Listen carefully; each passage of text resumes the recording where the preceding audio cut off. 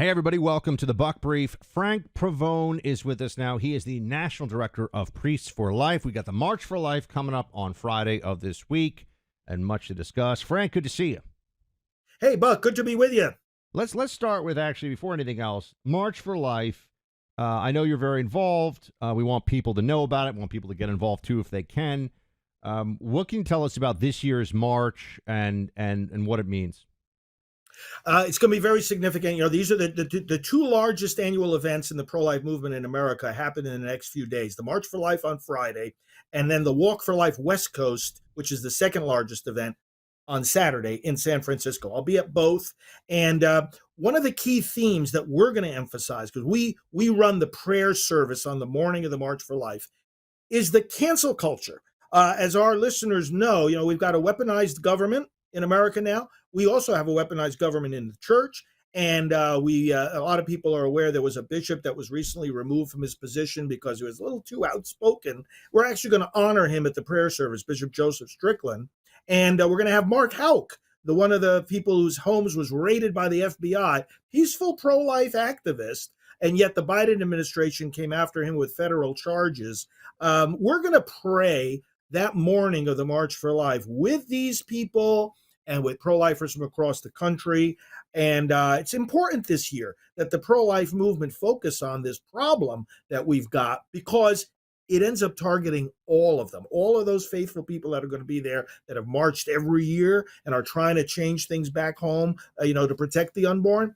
They're all the target of this weaponized government. So that's going to be a key theme of our activities the next few days. So tell me about this bishop. You mentioned a bishop who you said, well, tell me the backstory. I don't know what's going on with this one. I think people need to hear it. Joseph Strickland was bishop of the Diocese of Tyler, Texas, relatively small diocese, but he got a national following because he was actually, for example, he spoke out against Biden and his pro-abortion policies. He spoke out to the other bishops and said, hey, we got to be teaching the faith in the arena of politics. We got to be lifting up the unborn, no matter who wants to kill them. And he was putting the other bishops to shame, is what it boils down to. I mean, he wasn't saying anything that he shouldn't have been saying, but some of the other bishops wanted to kind of tone him down, bring him into line with their own mediocrity, and he didn't go for that. So ultimately, they convinced Pope Francis to remove him from his position in the diocese. This just happened a few months ago.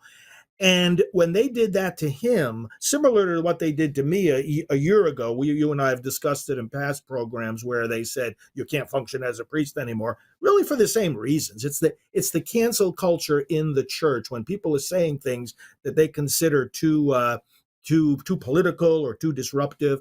And so now this bishop, he's speaking out anyway. And I mean, he's still a bishop. He's still in good standing, so to speak. And he's going around speaking at different events like the one we're going to have on Friday.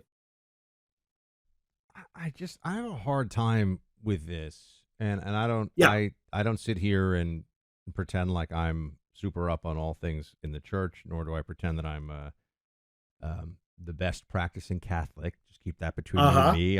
I'm trying. I'm slowly. I got married in a church. We've talked about this. My wife. We want to raise our future children Catholic, and we're inching back toward. But anyway, this isn't about me. I was happy to meet her, by the way, when we were together at Mar-a-Lago. Thank you for introducing me. Yeah, no, of course. No, she's wonderful. She's a great lady. It feels like this Pope is kind of a communist who does the bidding of the left, including on issues of life and LGBTQ rights. I'm sorry. That's just how I feel. Well, I'm going to tell you something here, and I think probably many of our listeners will agree with this. I'm convinced there is a collaboration going on right now between some of these operatives in the Vatican and the operatives in the Biden administration. Really? I think, yes. I've come across a number of things in some of my conversations and meetings and all the battles I've been having with the Catholic hierarchy. I think a lot of the shots are being called by the Democrat Party, the same people who are weaponizing government in America against people like President Trump and those who support him. I mean, this is the only thing that makes sense after a while. You see all this stuff happening, and it's like your reaction was perfect just now, because so many millions of people are feeling the same way. It says, hey, I can't make sense out of this. I mean, I know basically what the church stands for, and this seems to be like just the opposite. Yeah, well, I mean, in churches in New York City that I've been to, Catholic churches in New York City, I can think of one in particular. You know, they'll have banners that are Black Lives Matter and with, you know, fists Right. on them and things like this. Right. And they'll have banners up in the church, you know, really big displays to that effect. And also they'll have LGBTQ plus meetups for young people that the church is sponsoring. That actually happened at my mom's church, by the way. Wow. So they're, yeah. And look, like whether what, you know, we can talk about all these things. I just think it's interesting that they will promote those things, which, as I understand it, are contrary to church. You know, well, the BLM thing is a little more complicated, but you know, the LGBTQ thing, like the transgender issues, things like that. That I don't think is supported by the church, but they will not touch abortion from the pulpit. This is I never hear them saying, "Hey, New Yorkers, stop supporting abortion." And this isn't a Catholic church I'm talking about now. That's right. They won't do it. And that goes directly to the heart of my ministry and the conflicts I've had with some of the hierarchy, because that's exactly when you think about priests for life. You know, people say to me, well, isn't every priest for life? And I respond, well, you know, priests basically are for life. We just help them to say so. And because that's what's lacking. It's the say so. It's the priority. It's give a voice if you believe this. And many of them don't want to do that because, I mean, some of it is that they're just cowards or they don't know how to deal with opposition. But some of it is they're being told not to say it. I mean, I have memos that some of these bishops have sent out to their priests actually saying, do not preach about anything that's going to get the people angry or divide them. And it's like, I thought our marching orders were to preach the word of the Lord, you know, or the gospel of Jesus Christ, you know, not, oh, don't get anybody angry. I mean, if Jesus had followed that, he would have never gotten crucified. Well, it's remarkable to me because, you know, I'll hear stories about, I just heard one recently where, you know, a woman in a Catholic church who's sort of a friend of a friend who was divorced was denied communion by her parish priest. Now, I understand what the rules are supposed to be, but I also feel like every time anyone says, hey, should, you know, Nancy Pelosi and Joe Biden be denied communion for being leaders who are avowedly pro-abortion and you know, are doing everything they can to make abortion happen as much as possible, that somehow, oh, we can't touch that. And I sit here, I go, you know, one is a much bigger deal than the other. I got to, you know, that's right. You know, taking public funds to fund millions of abortions across the country, it's a much bigger deal to me. I'm not saying divorce isn't serious and harm, but much bigger deal than someone getting divorced, I would think. But the church comes down on one, but not the other. It just seems to me like, do we have rules or not? It makes no sense. And, you know, some people, they try to use the lame excuse that, oh, well, you know, God acknowledges our weakness and, you know, and we're all imperfect. When you see the way that Biden, Pelosi, and the Democrats deal with abortion, this is not weakness. This is not like we're trying to do the right thing and we kind of stumble and fall like we all do. No, they're running in the opposite direction. Yeah, they're advocating for evil. They're advocating for the wrong thing. That's right. That's the long and the short of it. It's remarkable. You know, what would happen when you were dealing with your stuff, Frank? If you were like, okay, yeah, I'm also a human being. I'm imperfect. You know, well, that's right. They still wanted to punish you, apparently. That's right. Somehow that argument didn't work with them. The hypocrisy is unbelievable. And you know what the good thing is, Buck? People are waking up to this. People tell me all the time. They say, look, I see what's going on in the church. I see what's going on in the government. And it's like, I'm going to keep speaking the right thing. I'm going to keep doing the right thing. And I think we're at a moment now, and we need it, both in America and in the church, where the people themselves wake up, they get wise to the evil that's going on, and they say, wait a minute, this country is mine. This church is mine. I know the faith. I know the Constitution. I'm going to live accordingly, and I'm going to defend those things, no matter what some misguided people in authority are going to try to do. Let's talk, and I'm glad now I can talk to you about any politics because you know you're a free man, right? No one, exactly. There's no hook or crook that's going to be you know, sweeping you aside. So let's talk about this in a second. But first up, from our sponsor here, Legacy Oxford Gold Group. Look, everybody, gold is something you need to be thinking about, because with everything going on in our country, you find yourself thinking about self-defense, home protection, and financial protection a lot. One form of financial protection is diversification. Gold has been used to protect assets against inflation for as long as there's been money out there. Gold is a global reserve asset, and countries are buying massive amounts of gold as a hedge against inflation. It's time to help protect yourself and invest in gold. Stop thinking things are just going to get better. Take action. Diversify and protect yourself today. My friends at the Oxford Gold Group will help you understand why you need gold in your 401k and why you should have gold on hand. It's easy. It's simple. The Oxford Gold Group is there to help. Visit oxfordgoldgroup.com/free and order the investment guide or make a purchase of precious metals and earn up to $2,500 in free gold. oxfordgoldgroup/free. That's oxfordgoldgroup/free. Frank, one challenge we have here for anyone who's advocating for life now on the political scene is we keep being told this, and even some right-wingers are saying this, to be honest with you, people that are themselves pro-life, but they're trying to strategize. They say we keep losing ballot initiative in state after state. Roe is gone, yep, but now the people are voting for at least some level of abortion. You can't argue just in favor of life and win. What do you say to that? We're not losing. These ballot initiatives are lies. The other side is just better at lying than we are. And when you look at it, let me give you an example. In Montana, they failed to pass this measure that would protect babies after they survive an abortion. You say, oh my goodness, are the people that turning that pro-abortion? And no, after that thing passed, Montana legislature passed no less than 10 measures limiting abortion. Now, that also reflects the will of the people. In Florida, they're trying to get one of these amendments going. But in Florida, the last two legislative sessions, we've passed two, one stronger than the other, pro-life measures to increase protection for these babies. So it's like you look at this, okay, 7 states, the ballot initiatives went the wrong way, but twice as many states now protect babies from conception. So my argument is, and then you look at the state courts, when these pro-life laws are passed in these states, what are the state courts doing? They're upholding the laws. We got victories in Indiana, in Georgia, in South Carolina, in North Carolina. So we look at the whole picture and it's like, all right, what's going on here?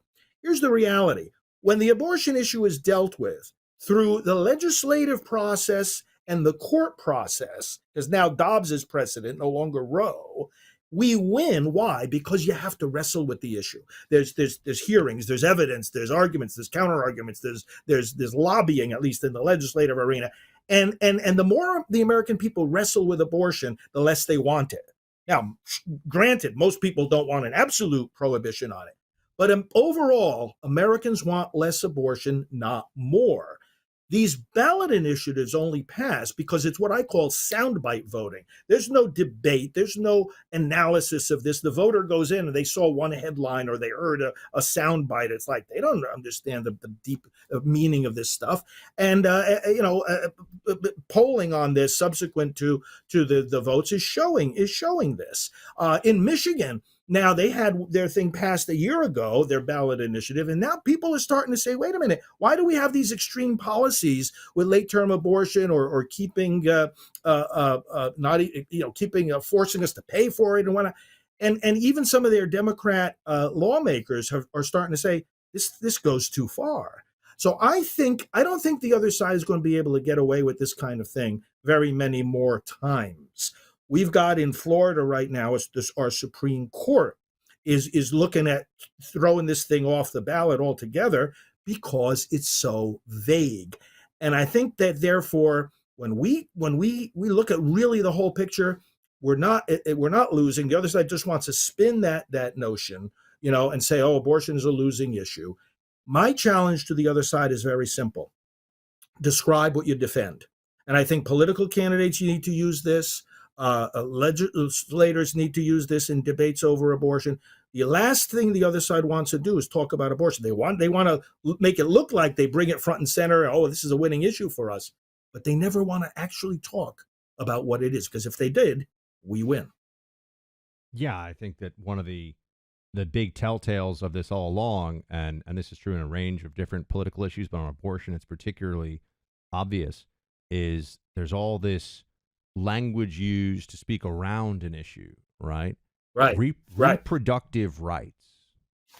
Yeah. Why not just abortion? Like, if it's abortion, Yeah. why not just abortion? Why come up with all these euphemisms? A woman's right to choose. To choose what? Yeah. To choose what? She's not choosing a flower bouquet. Like, what are we talking about here? You know what's very instructive about this? When in Kansas, when they passed a law years ago stopping dismemberment abortion, when the Democrat legislators in Kansas stood up to debate against the bill, they didn't even say the name of the bill, because the name of the bill had the word dismemberment in it, which accurately describes what an abortion is. And they didn't even say the name of the bill they were speaking up against. So it shows that, if we insist that the other side describe what they defend, we are on the right track to exposing their extremism. And just so I know, actually, I'll ask you to answer this one. This will be one of the last things we can get to. But first up, I want to ask you about church doctrine on the issue of abortion. But hold on for 1 second. Because for our folks out there, if you pay attention to the value of the U.S. dollar, you're going to want to hear what former Wall Street insider Tighe Tawari has to say. He's followed the value of our dollar for a long time, and he's been watching the markets, and he's got deep concerns about what's going on within our federal government right now. Tighe is exposing all these details in a detailed video that you can watch online at a website that he set up so it's easy for you to see and decide for yourself. He's sharing 3 steps that he believes you need to take to prepare. Go to moveyourcashnow.com, moveyourcashnow.com. That's moveyourcashnow.com to watch the video that will inform you and prepare you. That website is moveyourcashnow.com. Your life savings could depend on this. Paid for by Palm Beach Research Group. All right, Frank. Am I missing something? Church doctrine on abortion this is a very bad thing that should be stopped. So why isn't the Catholic Church more vocal about stopping it? It's the doctrine itself is very, very clear. The unborn are to be treated as persons. It's a doctrine actually that's based in science and just the clear evidence that this is a baby. By the way, same basis that we're against transgender. And I think today we can't say a man is a man or a woman is a woman, because for 50 years we've been saying a baby's not a baby. Church doctrine is based on just recognize the truth of God that's right in front of you. Why are we not as vocal about this as we should? Again, it's because of the politics. Too many of these church leaders are buddy with the Democrat Party, which has become an appendage of the abortion industry, unfortunately. And that's why they don't want to embarrass their friends. They don't want to get their friends to turn against them. And we have got to, that's one of the things I've been doing and my ministry is doing, is to expose that connection that kind of goes back to what we were saying before. And because you got a lot of clergy out there, they're ready and willing to say more, but they're being intimidated into silence. And that, again, is going to be a key theme of our march, our prayer service Friday, and our march to say, hey, everybody, have courage, open your mouths, speak from the pulpit and everywhere else. Frank Pavone. Frank, where can people go to help Priests for Life and also to get involved, if they can, in the March for Life? Yes, the March activities is at prolifemarch.org, prolifemarch.org. I'm on social media at FR Frank Pavone on all the major platforms, FR Frank Pavone. Hope everyone connects with us. Frank, appreciate you being in the fight, sir. Thanks for being here. We'll talk to you soon. Always great to see you. God bless.